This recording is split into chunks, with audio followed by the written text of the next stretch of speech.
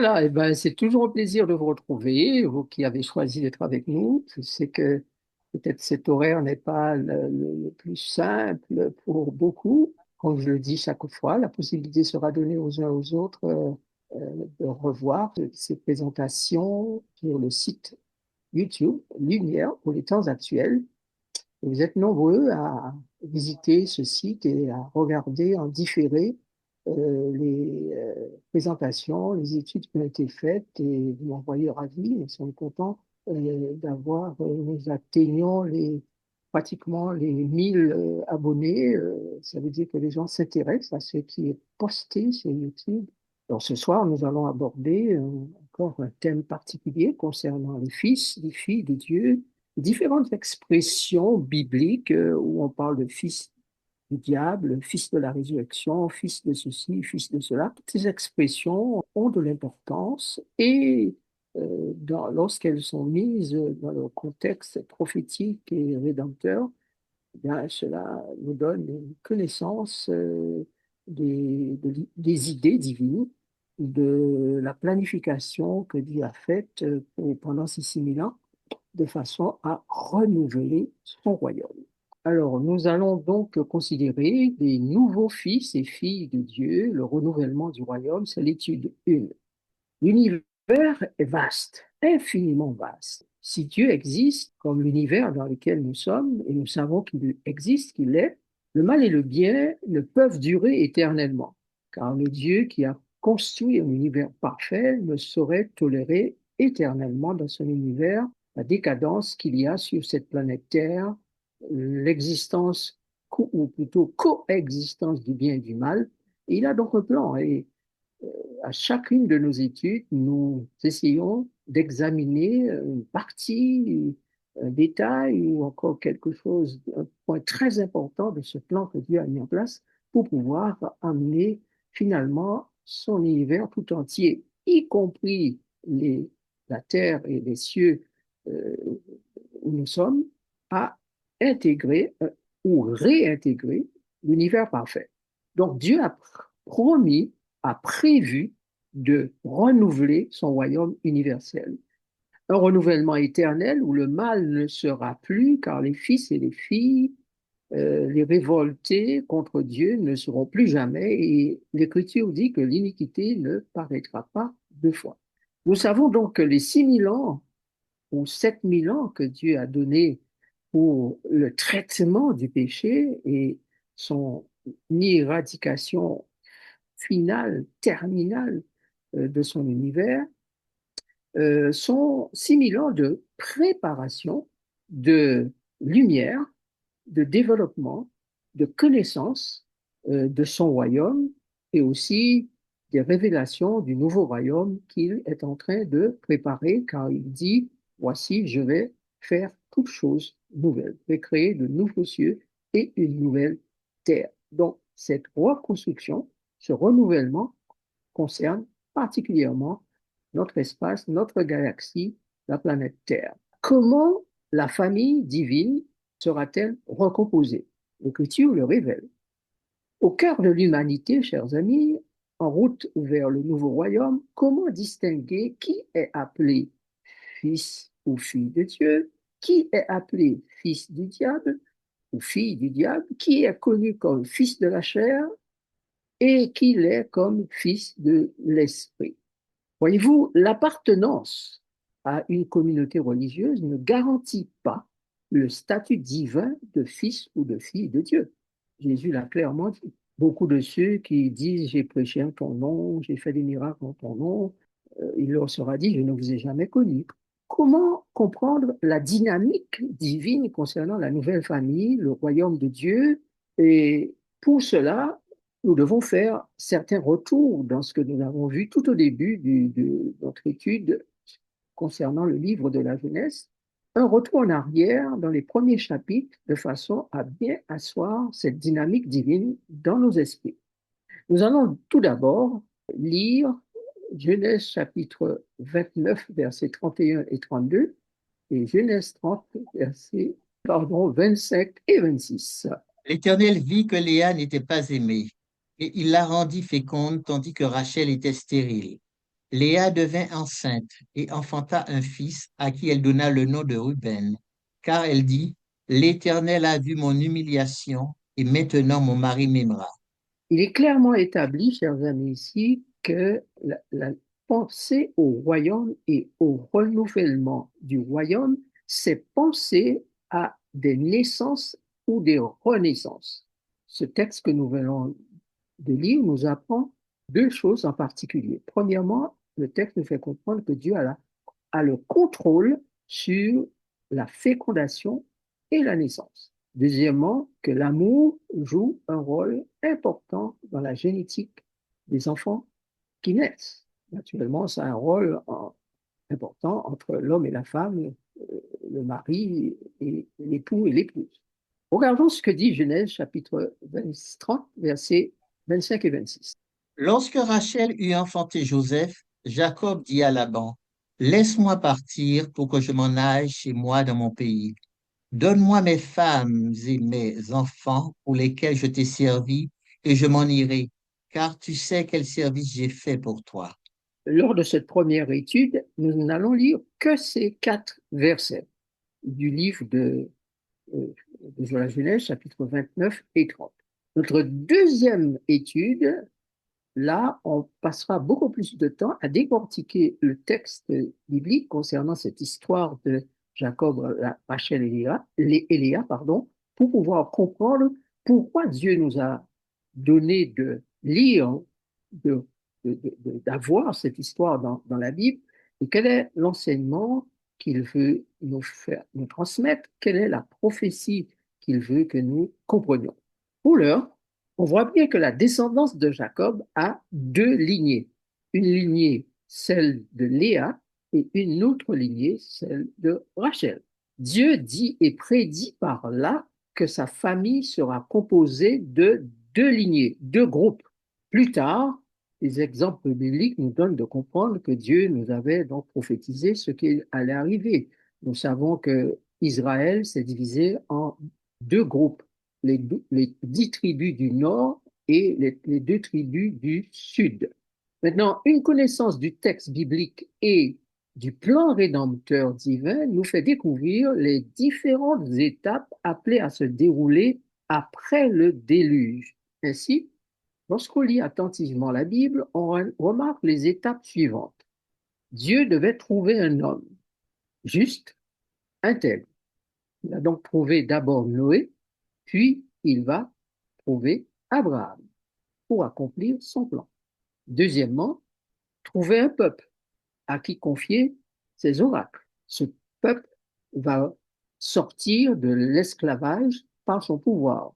L'esclavage d'Égypte pour le peuple d'Israël, l'esclavage du péché pour l'Israël spirituel. Ce fut le peuple aux familles de Jacob qui fut donc sélectionné par Dieu, la famille d'Abraham, n'est-ce pas, qui finalement s'appelle la famille d'Israël ou le peuple d'Israël.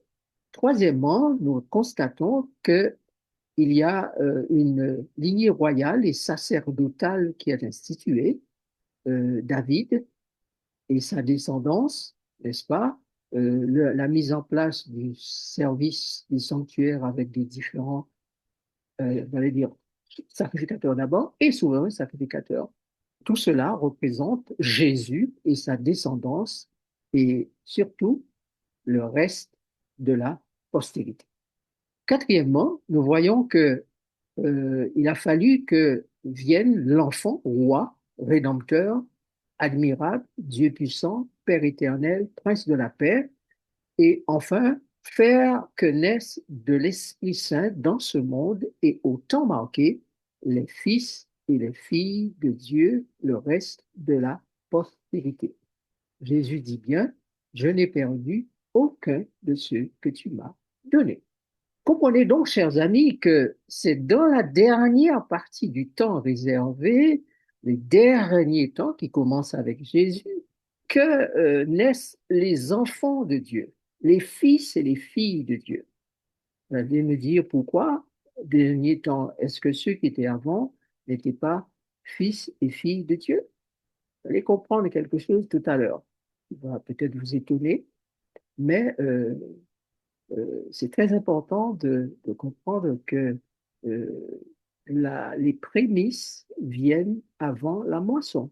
Les fils qui naissent à la fin des temps sont les prémices, les premiers fruits que Dieu obtient de la famille qu'il désire instituer, positionner, qui va intégrer le nouveau royaume.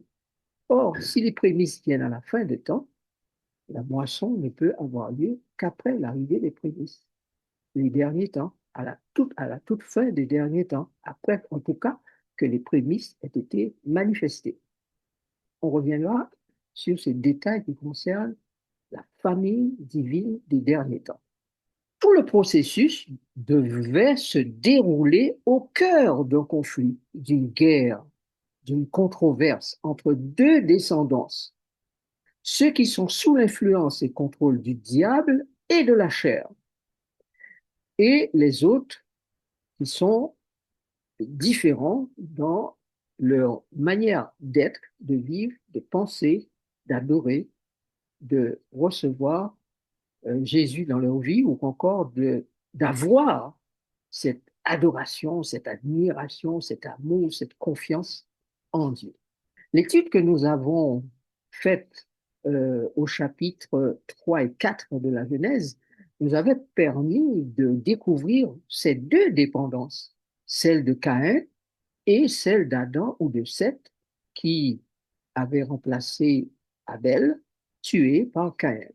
Ainsi, je peux lire dans Genèse chapitre 4, versets 17 et 19 que Caïn connut sa femme, elle conçut et enfanta Enoch. Il bâtit ensuite une ville, et ça c'est important de le comprendre, n'est-ce pas? Et il donna à cette ville, la ville est généralement le symbole d'un peuple, d'une tribu, d'une communauté humaine, d'accord? Le nom de son fils, donc la ville s'appelle ville d'Enoch ou Enoch. Enoch engendra Irad, Irad engendre Méhujaël, Méhujaël engendre Métusaël et Métusaël engendre Lémec. Lémec prit deux femmes. Le nom de l'une était Ada et le nom de l'autre Sila. Au départ, on a une descendance à l'image de Dieu, puis une descendance à l'image de Caïn, puisque Abel est mort. Le texte de Genèse chapitre 3 nous montre bien qu'après le péché, un conflit, une inimitié s'établit entre la descendance du serpent ou la descendance de Caïn et celle de la femme qui, à ce moment-là, Abel vivant. Il y a donc désormais sur la terre deux lignées, celle du serpent ou de la femme, qui est maintenant associée au serpent de par le fait qu'elle s'est soumise à ses dictates, à sa vision des choses, et qu'elle s'est laissée séduire par lui et a mangé le fruit défendu. Maintenant, nous nous posons une question. Quelle image Jésus utilise-t-il pour montrer l'existence de ces deux dépendances? Et le lien que nous allons faire est important. Suivez-nous attentivement, restez avec nous, le lien est important. Regardez ce que Matthieu dit. Matthieu chapitre 13, versets 24, 25, 37 et 38. Il leur proposa une autre parabole. Il dit, le royaume des cieux est semblable à un homme qui a semé une bonne semence dans son champ. Mais, pendant que les gens dormaient, son ennemi vint, sema de l'ivraie parmi le blé et s'en alla. Il répondit, celui qui sème la bonne semence, c'est le Fils de l'homme.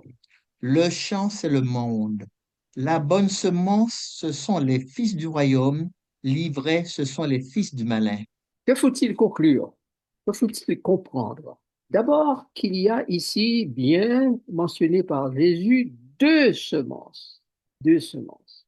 La bonne et la mauvaise. Le bon grain et l'ivraie. Les fils de Dieu ou les fils du malin. Encore, on peut dire les fils du royaume, puisqu'il va s'agir, de retrouver les fils qui doivent peupler le royaume. Donc, le royaume avec ses fils et le royaume du malin avec ses fils. Donc, être fils du malin, fils du diable, c'est appartenir à l'une de ses descendances et être du mauvais côté, mauvais côté, ok, du côté de la semence, l'ivraie, donc la nature même des fils, nature d'ivraie, l'ivraie qui sera arraché, l'ivraie qui sera jeté au feu. Donc, le texte de la Genèse met en évidence trois vérités essentielles. D'abord, le fait que Dieu veut mettre en exergue deux descendances qui vont impacter le devenir de l'humanité. Il y a une semence du malin, une semence du Fils de l'homme. Euh, Deuxièmement, Dieu révèle une victoire d'une descendance sur l'autre après une guerre fratricide. Je mettrai inimitié entre toi et la femme, entre ta postérité, serpent, et la postérité de la femme.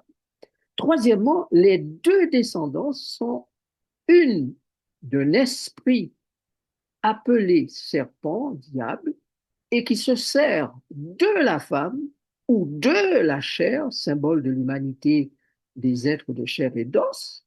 On voit bien que c'est le mélange de deux natures, l'esprit et la chair, opposés, qui crée le problème appelé le mal, le péché, la séparation, la division. Dans ce monde, les êtres humains vont donc naître fils du diable, du serpent, ou encore fils de Dieu, du Père éternel, du Fils de Dieu appelé Fils de l'homme. Dans le livre de la Genèse, on trouve les fils de Dieu à l'image d'Adam et de Dieu le Créateur, c'est-à-dire ceux qui, selon l'Écriture, chapitre 4, verset 26, invoquent Dieu. À partir de la naissance de Seth, on va recommencer à invoquer le nom de l'Éternel, louer le nom de l'Éternel, et on va retrouver là toutes les personnes qui sont à l'image de Dieu, à l'image d'Adam, leur père, et qui louent Dieu. Mais il y en a qui descendent de Caïn et qui sont attachés à la chair, selon le chapitre 4 toujours, attachés à la chair, attachés à la matière, attachés à la musique, attachés à la violence et attachés au mensonge. Donc, mes amis, retenez deux natures, deux descendances, deux alliances, deux lignées.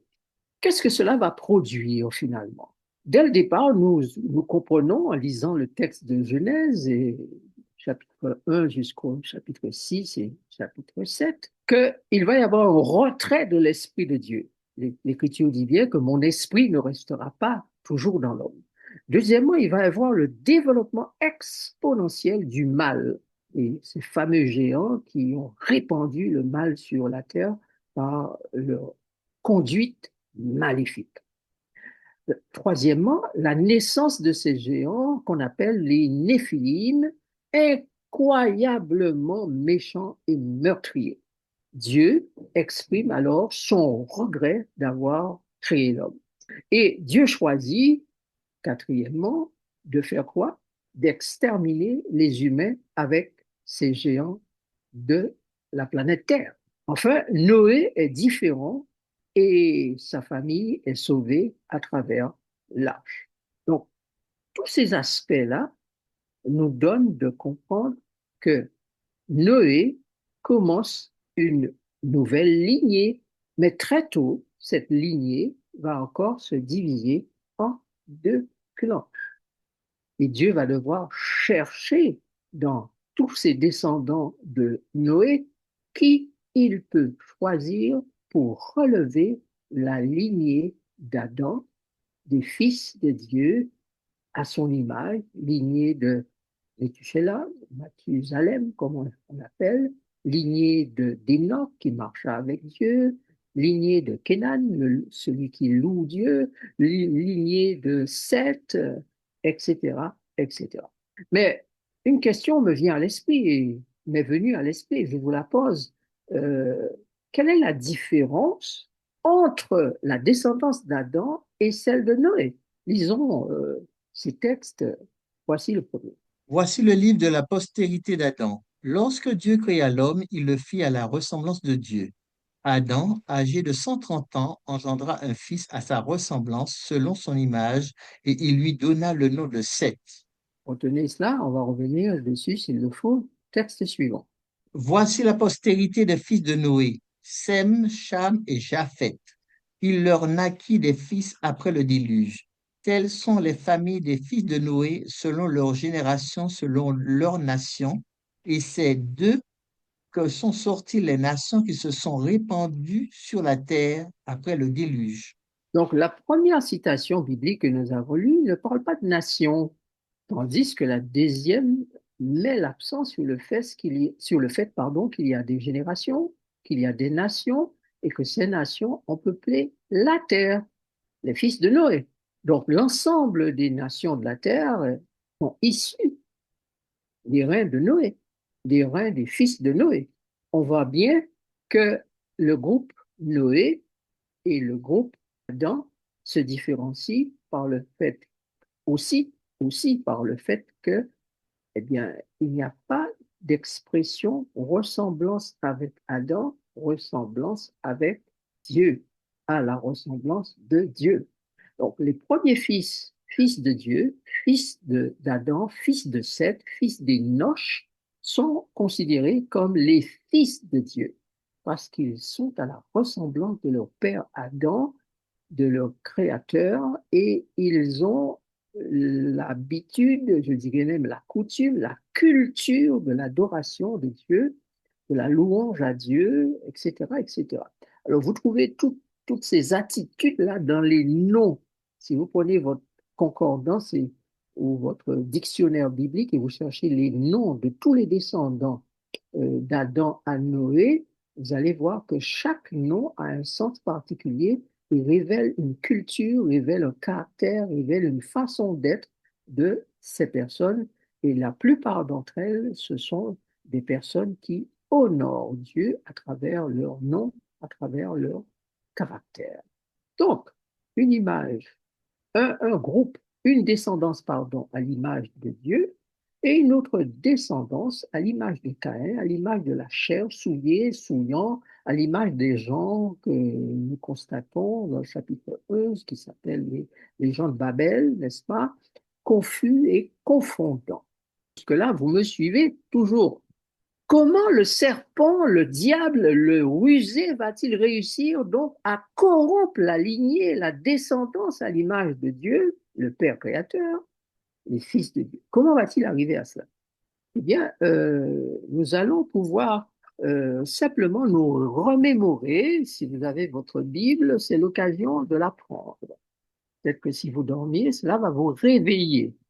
Regardez Genèse chapitre 6, versets 1 et 2. Que dit le texte? Si quelqu'un peut ouvrir son micro exceptionnellement et nous lire le texte, Lorsque les hommes eurent commencé à se multiplier sur la face de la terre et que des filles leur furent nées, les fils de Dieu virent que les filles des hommes étaient belles et ils en prirent pour femmes parmi toutes celles qu'ils choisirent. qu'est-ce que le diable a fait? À quoi a-t-il incité les fils de Dieu? Eh bien, à regarder, à voir les filles des hommes qui étaient belles et ils en ont pris pour femmes parmi les celles qu'ils choisirent. Donc, il y a eu un choix qui n'était pas le choix parmi les fils de Dieu, puisqu'il y avait des filles parmi les fils de Dieu, puisque le texte dit que, bien, lorsqu'on regarde le chapitre 5, que Adam a engendré au verset 4 des fils et des filles. Et tout au long du texte, on voit qu'Énoch a engendré des fils et des filles. Et puis, etc., etc. Chaque descendant direct d'Adam à l'image de Dieu avait des fils et des filles. Or, il est dit que les fils de Dieu, eh bien, je suppose que ce sont les enfants de ces hommes-là, eh bien, ils se sont arrogés le droit de faire un mélange entre les fils de Dieu et les filles des hommes. Donc, on peut constater qu'à l'origine, il y a une source de problèmes pour les fils de Dieu et donc pour l'humanité qui est censée être à l'image de Dieu.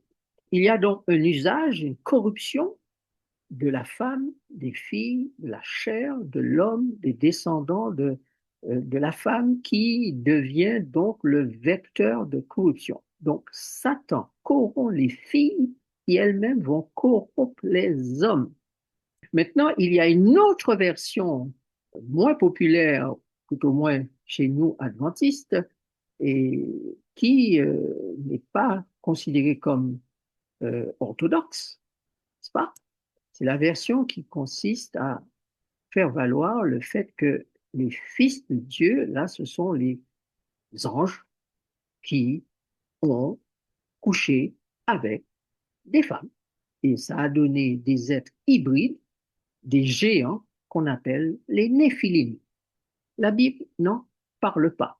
Par contre, les écrits mythiques en parlent largement de cette relation entre les êtres descendus des cieux et les femmes sur la terre. Alors, pourquoi la Bible n'en parle pas? Est-ce que le texte, cet aspect du texte a été enlevé? Le mystère demeure. Parce que Dieu n'a pas voulu que nous entrions dans toutes ces considérations. Le mystère demeure. Ce qu'il faut retenir, c'est que le mélange fils de Dieu et fille des hommes est un mélange détonnant. Il y a eu un mélange de deux natures. La nature humaine est, selon l'Écriture, le champ des deux semences. Jésus dit que le champ, c'est le monde. Le monde, ce sont les humains qui habitent le monde. Et deux semences ont été semées dans le monde. La semence du diable et la semence de Dieu. Alors, est-ce que le diable, pour donner sa semence, a couché avec les filles? C'est pas mystère. En tout cas, nous retenons que la semence est double, au point où Jésus lui-même va dire à ceux qui étaient autour de lui et qui n'étaient pas de ses disciples, il leur dit, vous avez pour père le diable. C'est lui votre papa. C'est lui qui a jeté sa semence et qui vous a fait exister, qui vous a fait naître. C'est ce que Jésus est en train de dire.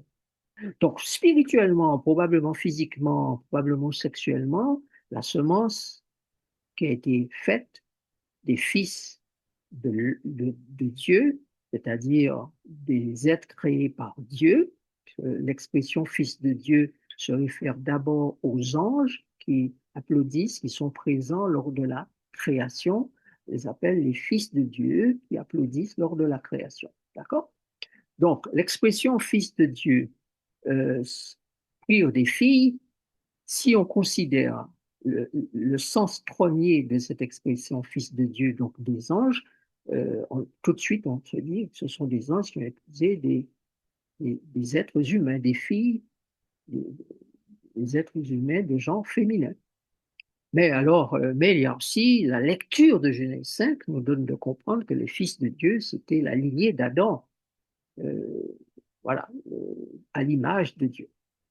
Les deux explications euh, peuvent être considérées par ceux qui cherchent à approfondir le texte, mais s'il faut rester sur l'explication donnée par la Bible, on sait en tout cas que ce sont ceux qui étaient animés de l'Esprit de Dieu, animés du caractère de Dieu, qui ont corrompu leur esprit et leur caractère en épousant des filles d'hommes, c'est-à-dire qui étaient à l'image de l'homme au lieu d'être à l'image de Dieu, qui avait un fonctionnement, un comportement mental, spirituel, social, qui n'était pas le comportement des fils ou des filles de Dieu. Donc cette union va donner des êtres avec la nature de leur père, le diable, et Jésus le précise dans l'évangile de Jean, chapitre 8, verset 44, comme je l'ai dit, Jésus déclare, vous avez pour père le diable. Maintenant, retenons il y a donc eu un mélange de nature, d'esprit, qui a donné des êtres qui se sont versés de plus en plus dans le mal au point où Dieu doit envoyer le déluge. Maintenant, que fait Dieu pour surmonter, solutionner, contourner le problème du mélange du bien et du mal, de la chair et de l'esprit divin? Genèse chapitre 21, versets 1 à 3 et chapitre 5 nous donne un aperçu de cela. Genèse, on reprend la Bible, Genèse 21, versets 1 à 3. L'Éternel se souvint de ce qu'il avait dit à Sarah, et l'Éternel accomplit pour Sarah ce qu'il avait promis. Sarah devint enceinte et elle enfanta un fils à Abraham dans sa vieillesse, au temps fixé dont Dieu lui avait parlé. Abraham donna le nom d'Isaac au fils qui lui était né, que Sarah lui avait enfanté. Au verset 5, il est dit, Abraham était âgé de 100 ans à la naissance d'Isaac, son fils. Donc, les deux, Abraham et Sarah, étaient des personnes âgées. Maintenant, comment la chose est-elle illustrée dans le récit biblique? Là encore, lorsqu'on lit le rapport de la Genèse, ce sont des chapitres que nous avons déjà parcourus, on voit que Sarah affirme clairement la situation. Le texte dit au verset 11, Abraham et Sarah étaient vieux, avancés en âge, et Sarah ne pouvait plus espérer avoir d'enfants. Elle rit en elle-même, disant, maintenant que je suis vieille, aurais-je encore des désirs? Mon Seigneur est aussi un vieux. L'Éternel dit à Abraham, pourquoi donc Sarah a-t-elle ri en disant, est-ce que vraiment j'aurai un enfant, moi qui suis vieille? Y a-t-il rien qui soit étonnant de la part de l'Éternel? Au temps fixé, je reviendrai vers toi à cette même époque et Sarah aura un fils. Donc, dans ce texte, dans les textes que nous venons de lire, l'Éternel affirme, comme il le souhaite, qu'il est celui à qui rien n'est impossible. Ce qui est du Créateur, la semence divine, ne va donc pas avoir à s'unir à la semence de la femme, à ce qui vient du serpent à travers la femme, mais cette semence va se développer dans le même champ que celui de l'ivraie, n'est-ce pas, la semence du malin, c'est-à-dire le corps, la tente, le sanctuaire, car Jésus dit monde, mais il veut dire peuple, et qui dit peuple dit êtres humains avec un corps. Paul l'appelle une tente, et le corps est aussi appelé par le même Paul dans Corinthiens le temple de l'esprit, c'est-à-dire le sanctuaire. Donc, mes amis, Isaac, l'enfant de la promesse divine, va donc naître. Et ce sera un miracle de la part de Dieu, puisque les deux vieux ne peuvent plus enfanter. À travers la mère Sarah, Dieu va avoir un fils qu'il va donner à Abraham, faire adopter par Abraham, et Sarah n'aura été qu'une mère porteuse. Donc Dieu offre alors à Abraham un fils pour qu'il en soit le père humain, l'éducateur humain, le père humain adoptif et non le géniteur. C'est donc cette image qui symbolise la naissance de Jésus avec un père adoptif, mais un vrai père qui est l'esprit, une mère qui est l'esprit de Dieu. Et Marie n'est qu'une mère porteuse, fécondée, mise enceinte par le Saint-Esprit. Donc, on verra qu'il sera de même pour les autres fils de la promesse. Jacob naît par le même processus, Joseph naît par le même processus, Benjamin, Samuel et les autres garçons de mère stérile.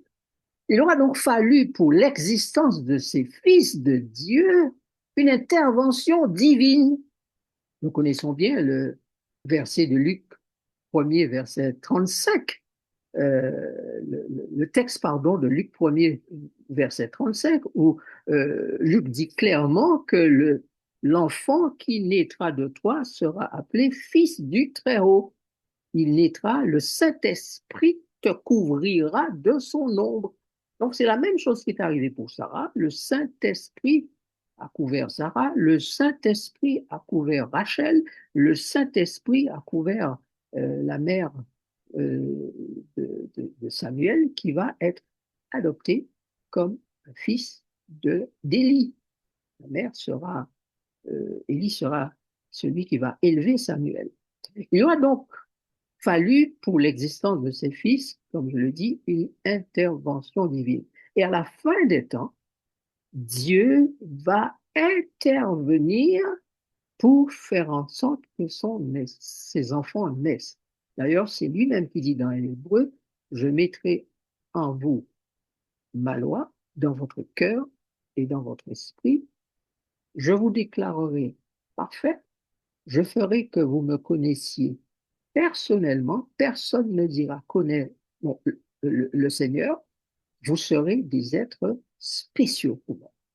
Donc, il n'y a cependant aucune fille de la promesse. Cependant, quand vous lisez la Bible, vous ne voyez aucune fille née par le même processus. Cependant, quand il s'agit de la femme, quand il s'agit des filles, on a beaucoup d'exemples dans la Bible comment Dieu les a amenés à être à son service. Et pour donner simplement un exemple, Esther, la reine Esther, fut prête à sacrifier sa vie pour la protection des enfants d'Israël, des enfants du Seigneur, et elle a été pour cela récompensée. Récompensée. De même, les filles de Dieu qui vont se donner pleinement à Dieu, qui vont être des servantes de Dieu, qui seront prêts à donner leur vie pour le Seigneur sous la direction de son esprit, celles qui vont être de vraies servantes pour servir leurs compagnons de service, celles-là seront récompensées. D'ailleurs, elles seront aussi assises sur le trône. Chers amis, Jésus, dans l'évangile de Jean, a fait Jean 3, verset 6, a fait une déclaration qui doit retenir toute notre attention. Et à ce stade, je suppose que vous n'avez même pas besoin que je mette le texte à l'écran. Eh bien, tout le monde connaît Jean 3, verset 6, où Jésus dit, ce qui est né de la chair est chair, et ce qui est né de l'esprit est esprit. Donc, après tout ce que nous avons dit ce soir, que faut-il conclure? Les enfants de Dieu, les fils de Dieu, sont avant tout des esprits. Si vous lisez les textes bibliques, Romains, Galates, 1 Pierre 2, vous voyez que ces textes répètent, nous sommes enfants de Dieu, nés du Saint-Esprit, adoptés par l'action du Saint-Esprit. Nous sommes temporairement dans un corps qui est le sanctuaire, le temple de Dieu, la tente, en attendant de revêtir les choses d'en haut. Donc, la Bible est claire sur le fait que le vrai nous, c'est l'esprit qui habite dans ce corps que nous avons. Quand vous regardez l'image ou la parabole de Matthieu 25 concernant les vierges, la pensée est très claire. La lampe avec la mèche allumée des 10 vierges, c'est la nouvelle naissance. La petite lumière qui commence, qui vient avec la naissance. La vie qui vient avec la nouvelle naissance. L'esprit nouveau, reconnu comme le véritable esprit qui vient de Dieu, car c'est lui qui donne vie. Par contre, la provision d'huile, c'est le développement. C'est la chose pensée qui se développe, l'esprit en réserve, en abondance pour les temps difficiles, pour les temps de ténèbres. Et ce fruit, cette semence, cette réserve-là, ce germe-là, toutes ces expressions font référence à la même chose, c'est ce que nous avons en nous et qui est de Dieu. Eh bien, pour les divers, c'est la réserve qui porte le nom de Dieu, le caractère de Dieu, le sceau de Dieu. Si les vierges n'ont pas la réserve, elles sont considérées comme folles. Donc, tous ceux qui sont nés de l'esprit ne vont pas nécessairement porter le sceau de Dieu parce qu'ils se sont attachés à la chair au lieu de s'attacher à l'esprit. Mais toutes les personnes qui se sont attachées à l'esprit, elles entreront dans la joie du Maître pour être des serviteurs et des servantes de Dieu. Elles seront sur le trône avec Christ pour l'éternité. Donc, mes amis, ce qui est né de la chair est chair, et ce qui est né de l'esprit est esprit. Alors, posons-nous deux dernières questions. Comment véritablement naître du Saint-Esprit et être fils ou fille de Dieu, né d'en haut, né de l'Esprit? comment l'expérience de Jacob met-elle en lumière cette naissance des filles, fils et filles de Dieu, appelés aussi fils de la résurrection? Nous allons ce soir nous arrêter là dans notre étude parce qu'elle doit se poursuivre avec une seconde étude samedi à 15 heures. Et là, nous allons plonger plus profondément dans les idées et sens prophétiques des chapitres 29-30 de la Genèse. Je souhaite donc que ce que vous avez entendu ce soir, vous puissiez le revoir, réécouter la vidéo quand elle sera le plus rapidement possible mise en ligne, de façon à être prêt à entendre la suite qui est encore plus palpitante. Nous allons prier.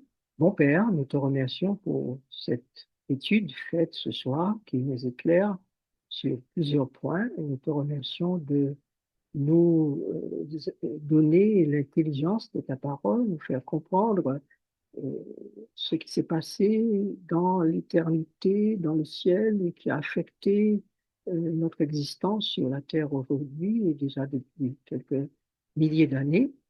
Nous voudrions, Seigneur, comprendre comment tu fais et disposes les choses pour que nous soyons nés d'en haut, nés de l'Esprit. Aide-nous à approfondir ces choses avec intelligence, avec sagesse, au nom de toi et que notre cœur se remplisse de bonheur, et de joie, de paix, d'amour, de bonté, de douceur, de patience, lorsque ces révélations nous seront données pleinement et que nous aurons parfaitement à l'esprit nos origines, d'où nous venons, pourquoi nous sommes là et pourquoi tu espères et attends autant de nous. Fais-nous du bien, donc au-delà de ce que nous demandons et pensons, au nom de Jésus. Amen.